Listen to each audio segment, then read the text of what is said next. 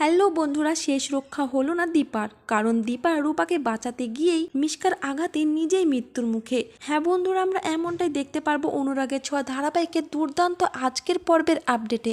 বিস্তারিত জানতে ভিডিওটিতে একটি লাইক দিয়ে সম্পূর্ণ দেখতে থাকুন। একদিকে জয়ের অপারেশন শুরু করে দেয় ডাক্তার, আর অন্যদিকে দীপার অপারেশন হতে থাকে। তবে জয়ের কিন্তু অপারেশন সাকসেস হয়, কিন্তু দীপার কোনো আশাই দেয় না ডক্টর। আর এইদিকে জয় কিন্তু ভেবেই রেখেছে যে তার চোখ ঠিক হলে সবার প্রথমে তার মা দীপাকে দেখতে চায়। অন্যদিকে সোনা কিন্তু খুব কান্না করতে থাকে। একটু পরে দেখা যায় জয়ের অপারেশন হয়ে যাওয়ার পর সেখানে সূর্য যায় আর ডাক্তারবাবুকে জিজ্ঞাসা করে যে জয় কি কিছু বলেছে যে এখানে কে এসেছিল আর দীপার এত বড় ক্ষতি করলো। তবে ডাক্তারবাবু কোনো উত্তরই দিতে পারে না।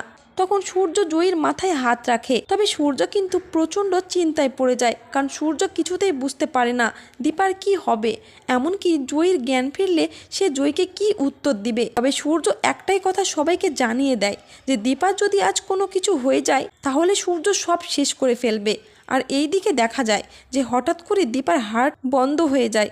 তো বন্ধুরা, তোমাদের কি মনে হয় এবার দীপার কি হবে?